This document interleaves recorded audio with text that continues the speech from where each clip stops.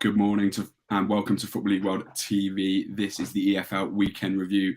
My name's Ned Holmes and today I'm joined by my colleagues Billy Mulley and Ben Wignall. Billy, how are you doing this morning? Yeah, doing very well. Thank you. As we were just speaking about there, a very, very good day on Saturday for Luton. And yeah, I'm still on cloud nine because of it. And what about you, Ben? Yeah, I'm all good, Ned. Still probably not defrosted from Deepdale on Saturday. It was a pretty cold day up here at the weekend. But yeah, aside from that, I'm all good. Yeah, certainly. It was a chilly one at Craven Cottage as well. But we did at least have the 7 goals in the first half of that match to sort of keep us warm.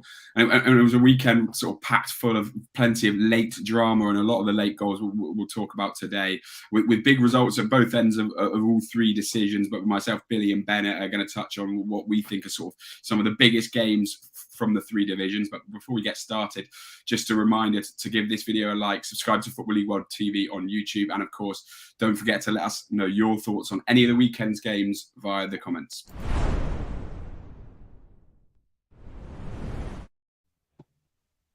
Well, Billy, we'll come to you first because we're going to start with Luton. Obviously, a 3-2 win against Bournemouth.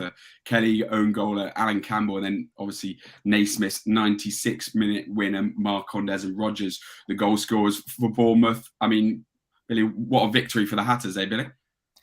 Yeah, it was brilliant, and one of those that I think going 2-0 up at half-time and deserving the lead, and then being pegged back to 2-2, and it seemingly going in the way of the Cherries, but then to have that resilience and fight back and to be able to score in the 97th minute with a brilliant, well-taken goal from our centre-back is just unbelievable for Luton fans. And, you know, it's a result, again, I know as a Luton fan I shouldn't be speaking about the playoff positions, but it's something that keeps it within the realms of possibility. And, you know, it's still a long season left, and this togetherness at Luton at the moment, I think you could see it with the celebrations when the goal went in. Is just a very good, really good camp at the moment in terms of the Luton camp. And, you know, the result there, the Nathan Jones's celebrations, that just everything about the result of the game and beating the who were league leaders was just a top it all off, really. And, you know, Bournemouth weren't their best. I think Scott Parker hit the nail on the head with his post-match assessment that there was sort of big decisions within the game as well that could have seen the game go either way as well. But yeah, it was just one of those occasions that as a Luton fan you just got to cherish, because when Luton moved to the new stadium and Kenilworth Road is no longer there, these sort of memories are going to come straight to the top of people's memory. And just a little bit about Bournemouth as well. I think that they, as mentioned before, they weren't as good as we've seen them this season, but they still had that moments of brilliance, and, you know, that those bits of quality that you associate with teams at the top end of the division. I mean, both goals were well worked. A little bit easy on Luton's perspective, but yeah, I think it's just one of those days for Bournemouth that you're not going to get beaten in the 97th minute like that every week. But it's, yeah, I don't think they'll be too concerned. I think it was more to do with the sort of the spirited fight back from Luton rather than Bournemouth's own mistakes and that kind of thing. Absolutely. You sort of touched on it there with, I guess, once the Cherries sort of started their comeback, it sort of seemed as if perhaps that Luton were out of a game once the Cherries really got going. And this is not to sort of be condescending to the Hatters or anything, because as you say, there were some real moments of quality, particularly that final goal. But Billy, would you say it's just a case that this performance really illustrates exactly what really the fight really that Nathan Jones has put into this Luton squad? Yeah, I think it's a big factor at the start of the season was adding athleticism, adding players that will physically compete and outcompete basically championship players. That obviously don't have the budget to compete with teams like Bournemouth. So to have a squad that will keep going to the end and, you know, win those personal battles when things are getting tight, I think that's credit to Nathan Jones and how he's gone about his recruitment. Obviously, there's players in that Bournemouth team that can really hurt teams such as us, and, you know, teams that are sitting around mid-table in the lower half, that they've got that quality in abundance, really. And it's just about capitalising on those opportunities like Luton did. And yeah, as you say, Naismith's individual bit of quality, Alan Campbell opening his Luton account as well. And yeah, it was just a performance. Yeah, I think you summed it up perfectly when you sort of used the words such as spirited and, the fight back as well. I think that's what really summed it up at Kenilworth Road at 12:30. Absolutely. And as you touched on there, playoff dreams kept alive by that for Luton. But Ben, coming to you, just to touch on Bournemouth, really, it for them is this, Billy said it, he made a strong point there, like you're not going to concede 97-minute winners every week, but is this a sort of situation where it's sort of best to move on and forget for the Cherries, or did some issues surface that really Scott Parker needs to address? I don't think many issues surfaced, to be fair. I mean, I think for Alan Campbell's goal in particular, I think it was kind of a midfield splitting move where he just seemed to, ghost into space and get a chance. Whereas maybe that is something that needs addressing. Probably Lerma lost his kind of, anchor position there. But yeah, that 97th-minute winner, it was just something, that a bit of sustained pressure, and Naismith took it really well. I think that won't happen every week, like you just said, Ned. I know they conceded 3 goals and they had a little bit of a slump, didn't they? Early December time and in November. They were hoping this is a result that doesn't put them back on that path, but they'd had 2 wins in a row before this. So I think they should be all right. Luton are in, at Kenilworth Road, they're a match for anyone in the division. So I don't think it's a result they should be too disheartened with for Bournemouth. Absolutely, and it was a result. Obviously, the lunchtime kickoff that had a sort of big impact on the game we're going to talk about next. It wasn't just the Luton fans at Kenilworth Road celebrating the 96th minute winner. I was at Craven Cottage for Bristol City versus Fulham, and you could hear the roar from the Craven Cottage concourses as that 96th minute winner went in. Obviously, that meant that Fulham only needed to draw to regain their point at top spot, even though they'd been pushed down to 3rd before the game by Blackburn's 1-0 win against Cardiff City. But Fulham did a lot more than just draw, that's for sure. A 6-2 win against Bristol City, including 7 goals in the first half. A first half hat-trick for Alexander Mitrovic, 2 for Neeskens Cabana and 1 for Fabio Carvalho, while Antoine Semenyo put City into the lead twice. Fulham have struggled at times coming back from sort of losing positions this season, so it's a real step forward for them in that sense. Billy, Silver's side go back top with this. Obviously, a 7-0 win against Reading in the week. That's 13 goals in 2 games. They look back to their best now, don't they? Yeah, they look brilliant at the moment. Just absolutely relentless going forward. We've spoken a lot this year about Mitrovic, and I think that's 27 goals up for him now, 4 off the championship record, and we're in January.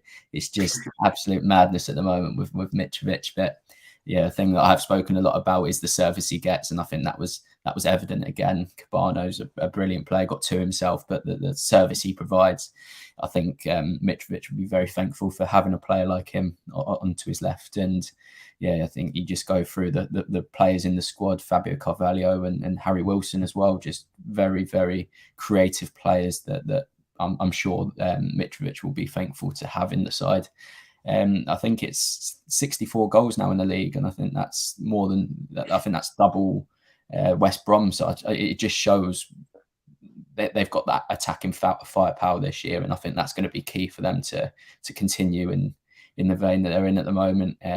Also, I know they conceded twice, but they have been defensively resilient, and I think the fact that they've conceded twice and responded very well is another indication as to why they'll go on and succeed this season.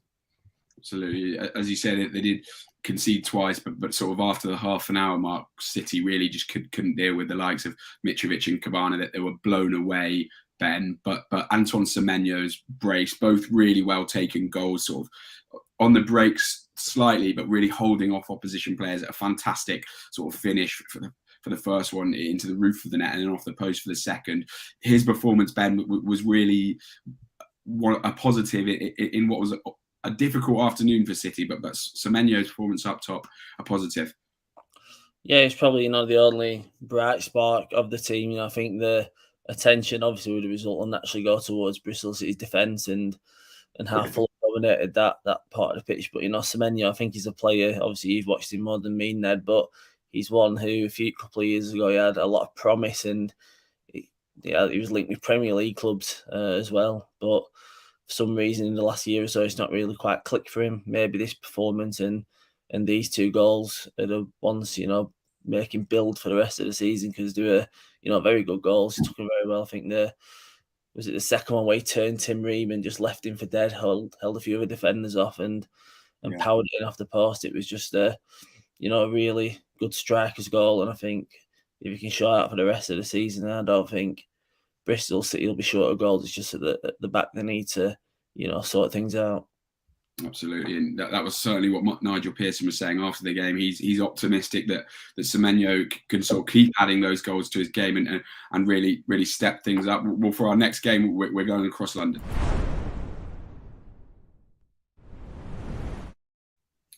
QPR came away with a 1-0 win against West Brom, another late winner, an 89th minute winner for Charlie Austin. Ben, coming to you first, a statement victory for the R's, wasn't it? Yeah, it was kind of a statement. I know West Brom have not been in, great form recently after the unbeaten start to the season.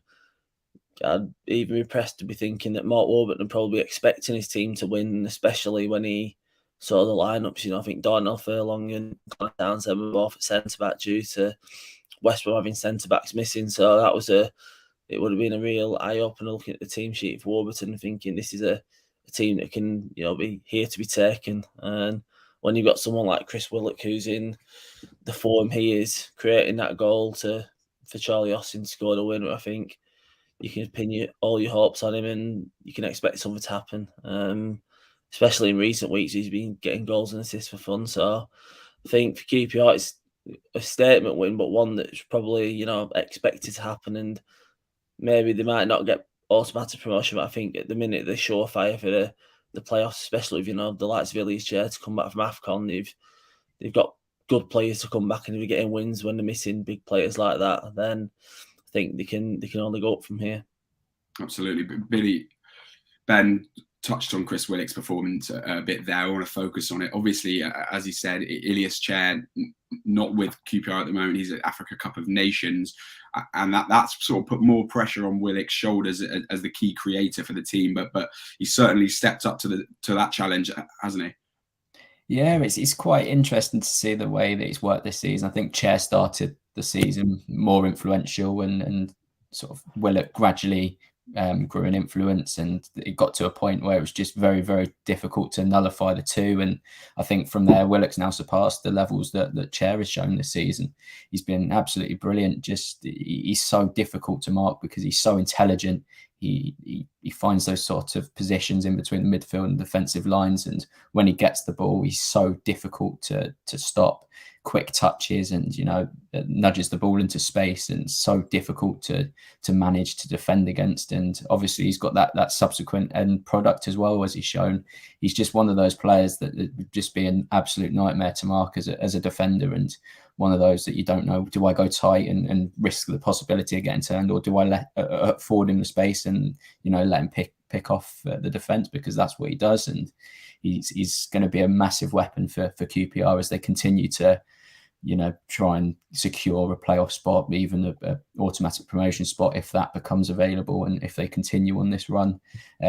So yeah, I think Willock has been sort of central to QPR's attacking flair this season. And when you add Chair back into that, I'm sure it'll be even more difficult for defences. But yeah, I think that lessens the impact, lessens the sort of threat, the defensive threat that Willock will have on him. He'll sort of have that licence to play more advanced and get into those positions again. But yeah, as I say, I think he's a brilliant player that could easily be playing in the Premier League, but he'll be hoping that will be with QPR next season.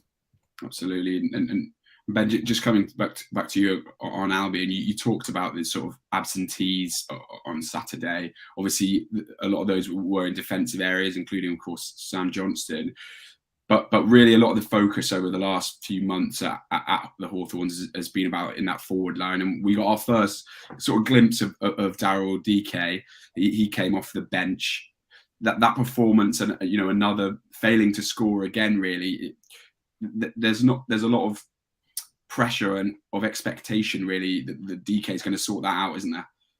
Yeah, there is. I think it's a different situation to him coming, into a Barnsley team where last season where we didn't really, have the weight of the world on his shoulders. He came in as pretty much an unknown young American, and he exceeded expectations. Where it's a little bit, different this time around, and I think a lot of fans are pinning the hopes on DK to, get the goals. He's done well back in America since he went back from Barnsley. I think the one main takeaway we saw from Saturday was he's still got his strength. What he did to Johan Barber, putting him into the advertising boards and giving him a nasty cut on the head. But I'm sure once he starts getting more regular minutes and more game time off the bench, he'll start getting his goals. But yeah, I think West Brom were a little bit hamstrung altogether by all the players that are missing, and I think we'll see the best of them in the coming weeks when they start to return.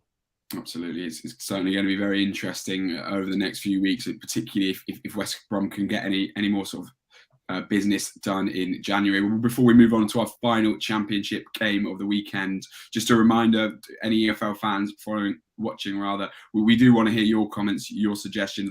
What impressed you over the weekend, and what disappointed you?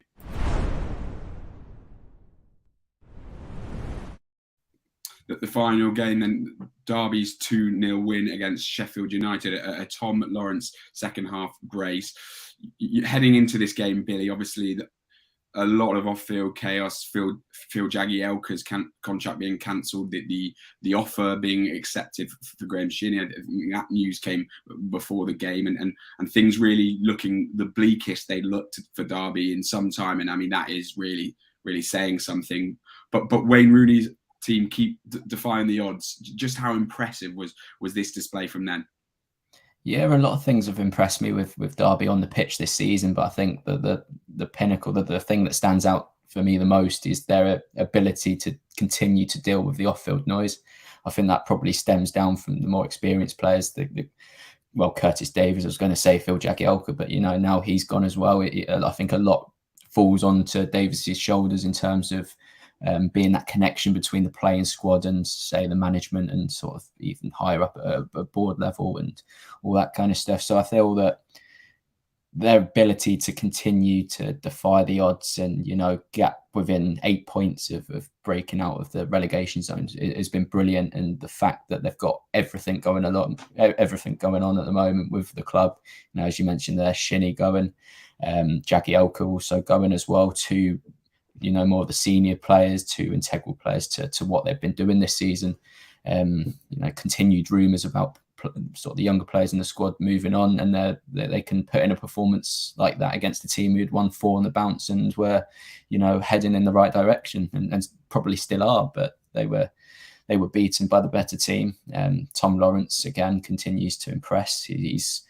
His ability to step up as well, a little bit like Curtis Davies, and come up with impressive contributions right when they mattered in sort of the second half of the game, and taking the game away from Sheffield United, and in a performance that I feel that Derby were the better team, that they deserved their victory.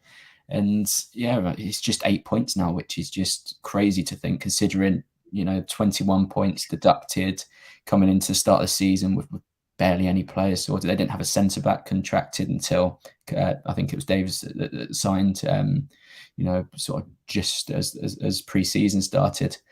I feel that I don't want to say I don't want to say anything too definitive, because everything can change with their situation, but they're doing brilliantly at the moment. You would, if things stay as they are, you'd expect them to continue and actually get themselves out of the position. But I feel that this off-field business is going to dictate what this season means for them. Absolutely, and it is frustrating in that sense, but a nice bit of relief, I guess, for Derby fans to sort of continue. The Rooney side are continuing to sort of bring them some joy on the pitch. Tom Lawrence, as you touched upon, Billy, is a key player in this victory, the match winner with both goals. Ben, coming to you, obviously, Lawrence has had, shall we say, an up and down relationship with the Derby fan base, and certainly there are a lot of naysayers when he was sort of kept on as as captain by Wayne Rooney, and a lot of people feeling that was the wrong decision and stuff like that. But a captain's display on Saturday, and he's continuing to sort of prove those doubters wrong, isn't he?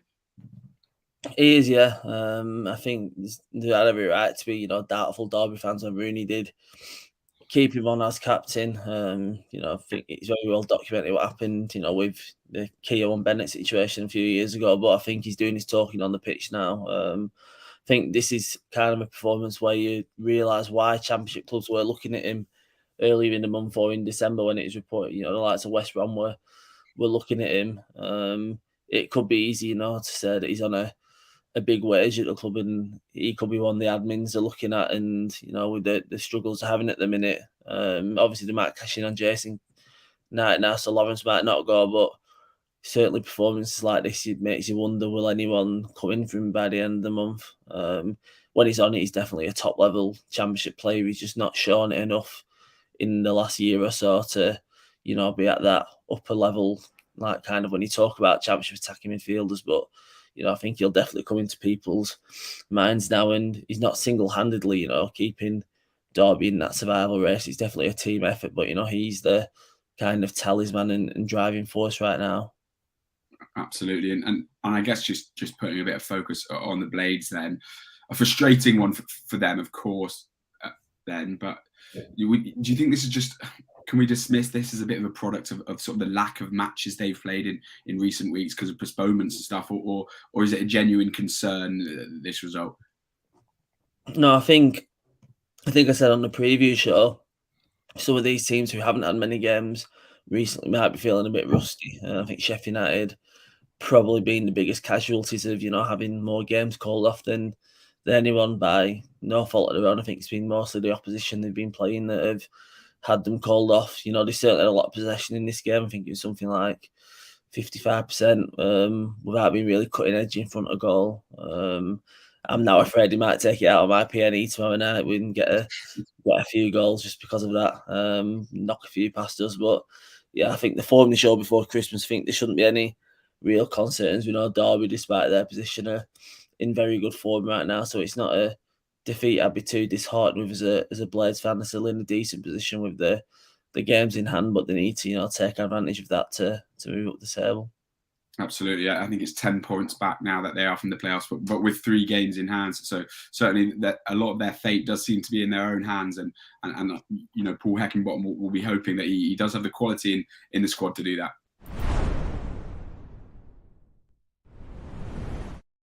We dropped down to League One then, and a big victory for Darren Moore's Sheffield Wednesday, a 4-2 win over Plymouth. Goals from Sal, Mendes-Lang, Hutchinson and Windass, and Randall and a Marlon Johnson own goal, the 2 goals for Plymouth. Billy, could this be a significant win that really kicks off a strong second half of the season sort of promotion push for the Owls? Yeah, I think certainly scope for that. Sheffield Wednesday, I think looking purely at the response from Sheffield Wednesday fans, it seemed that it was, maybe the performance of the season so far against the team that have been brilliant this season in Plymouth. I know missing Kamara, and he's a big part of what they do, but I still feel that they're a very strong, really strong competition. I think that they're going to be in and about the promotion race. So for Sheffield Wednesday to produce their best performance of the season, I think that's quite a statement in itself. I think sort of Plymouth being a team that's in the running for a playoff place, and the fact that Oxford lost as well, that's a big boost for Sheffield Wednesday.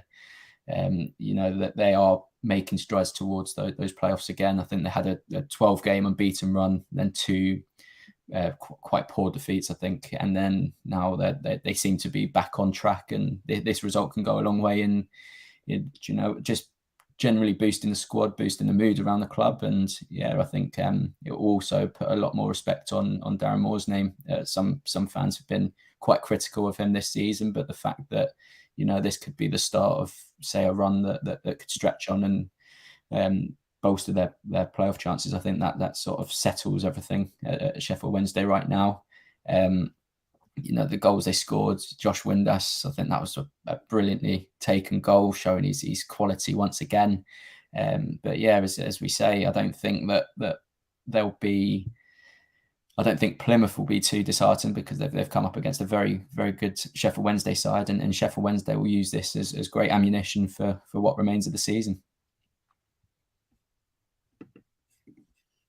Left myself on mute there. Sorry about that. You talked about the good mood coming back to Sheffield Wednesday, amongst the players, the club, the fans. Obviously, the return of a lot of key players from injury will help to do that, Billy. And you talked about the quality of Josh Windas's goal. How good was he, returning to the side, and how promising is that, looking forward to the rest of the season? Yeah, I think it was just another glimpse of how good he actually is. I think he played 15 minutes at the end, so to come on and make a major impact as he did, is just just shows the player he is, and the ability he does possess, and how important he can be in what remains of the season. I think that if he had played a full first half of the season, I think Championship clubs would be sniffing around. But the fact that he has been sidelined for so long, it might be deemed as a slight risk. What we've seen from him in the Championship, and just even this latest game is just pure quality. That the first touch he took, the awareness to run into space, and the subsequent finish as well, is just everything that Josh Windass is about. He's a proper forward that knows where the back of the net is, and can score key goals at key times, and he's shown that once again. As I said, he's a player that's undoubtedly got Championship ability. It's just getting more game time into him, and ensuring that he can stay fit for the remainder of the season. Absolutely. And Ben, Billy talked about there, obviously Pinichi Kamara's absence. He's at the African Cup of Nations. For Schumacher's side, was it really a case of just coming up against a side that were much better on the day, and it's one that really they just put behind them now and sort of move forward? I think so, yeah. I think they just got very, overwhelmed by Sheffield Wednesday attacking threats. I think they had 22 shots to Plymouth 3, and that shows the real dominance that they had. Obviously, Kamara would have been a big miss in that midfield, and young Adam Randell, him coming in, he's definitely not a kind of a light replacement. So they're definitely weaker in that area this month until Kamara does come back. But I think it just shows how much depth that Sheffield Wednesday have in the attacking areas, that they're able to bring the likes of Dennis Adeniran, Callum Patterson and Windass off the bench, even when the likes of So and Mendes Lang have scored earlier in the game. So I think Sheffield Wednesday showed their true form on Saturday. Getting the likes of Windass and Jack Hunt back was clearly massive, and even Massimo Luongo as well. Coming back into that midfield, has been injured quite a lot this season, and when he's playing, I think they have a bit more, calmness in that midfield. And I think for the rest of the season, to keep everyone fit and to get a few more defenders in through the door, I think Sheffield Wednesday will be a real threat to everyone in the division. Absolutely. Well, that be sort of positive words for Wednesday fans. And we've had a message from Scott saying up the Owls after their victory. And we'll move next to one of Wednesday's playoff rivals.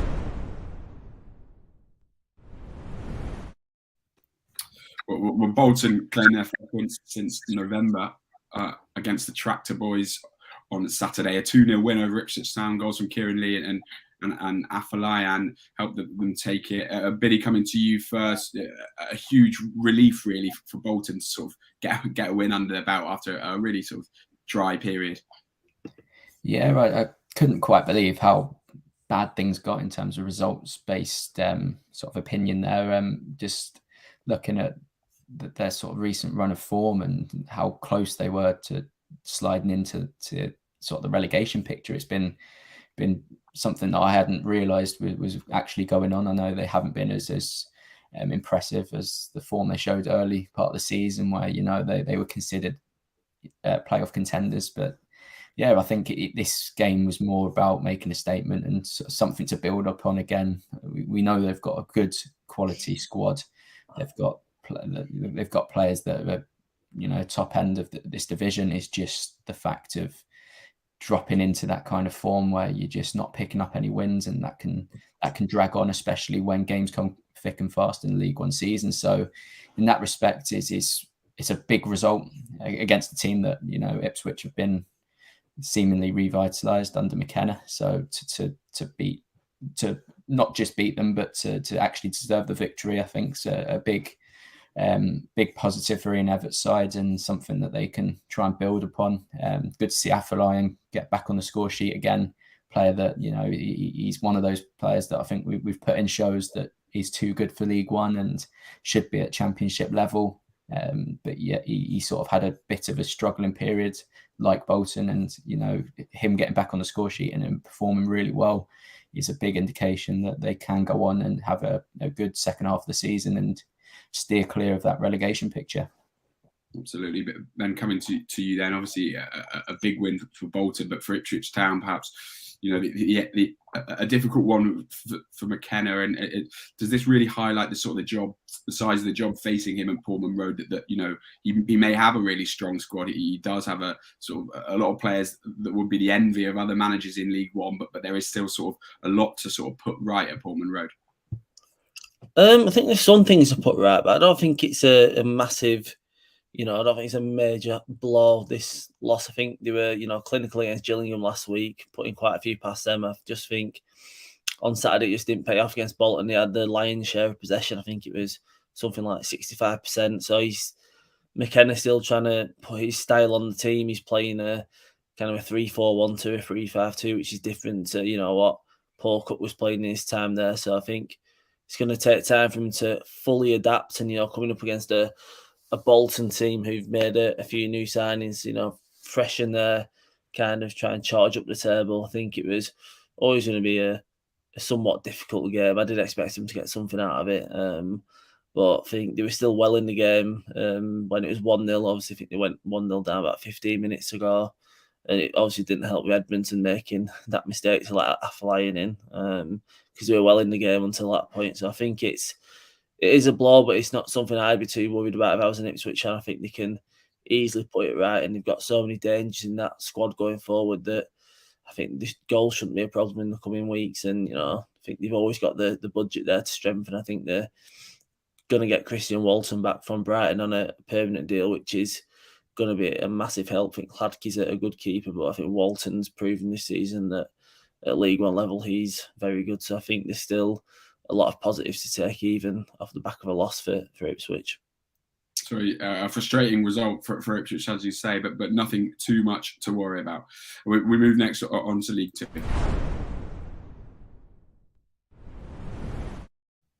There were some fantastic games in League Two over the weekend, but the one we're focusing on is lunchtime at kickoff. Newport, 4-0 win over Harrogate. Dimitru, 2 for Telford and 1 for Courtney Bacon Richardson.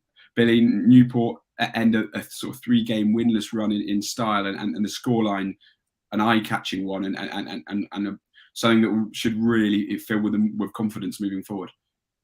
Certainly, yeah. Newport scoring for fun once again. Dom Telford just been brilliant this season, adding to his tally once again. He's just proven to know where the goal is and proven to be, very, very good at League Two level.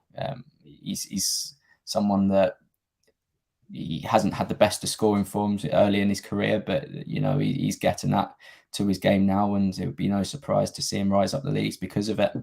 You just go into Newport as well in more focus. They've been in part of games with lots of goals this season, scoring loads and conceding loads. So to score loads and not concede is a change for them, but a welcomed one, and something that they can use to continue to build up the league. And I think they're in 6th now, and after a struggling start to the campaign, they're now imposing themselves, and it just seems that they're starting to build something at Newport and build something that's worthwhile, because they're edging towards the automatic positions, and it just seems a happy camp at the moment.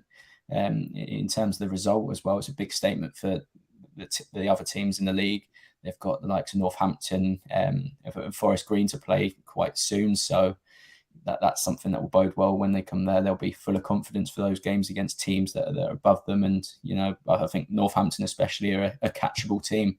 So Newport will be casting their eyes over that game, and they'll be viewing that as quite winnable. And they've done it against the Harrogate side that came to Luton last weekend in the FA Cup and played really good football, really confident and bright football. Haven't been helped with personnel missing in recent weeks, but they're a side that I can't imagine too many sides will beat quite convincingly this season. So yeah, and in terms of it being a statement, it certainly was. Absolutely.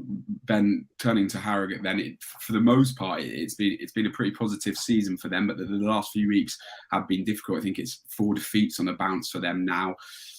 Do we put that down to as Billy says, sort of personnel missing? You know, what do you think has gone wrong for them? I'm not sure, to be honest. I think it may be a natural tail off for a team, you know, that were never expected to be fighting for automatic promotion. You know, maybe they perhaps peaked too early. They've dropped down to 14th now. I think that's where they finished around last season in mid-table. Obviously, their first season in the Football League will have been one to, you know, just stay up. And I think they exceeded expectations with that by moving into mid-table. I don't think they did, you know, too much in the summer to make you think they were going to be an automatic promotion team. So that was why their start to the season probably surprising to a lot of people. But I think where they are now is where they probably expected to be at the start of the season. Obviously, getting personnel back will be helpful to them, and maybe they can strengthen in a few areas. I think Jack Diamond, obviously, his loan got recalled to Sunderland. Maybe they can get him back once they've got a few new players in, like Patrick Roberts. But yeah, I think it'll be a disappointing one to take for Simon Weaver losing so heavily, and you just hope in the next few weeks you can get a few players back and a few new signings in, because they're still in touch with the playoff places. Absolutely.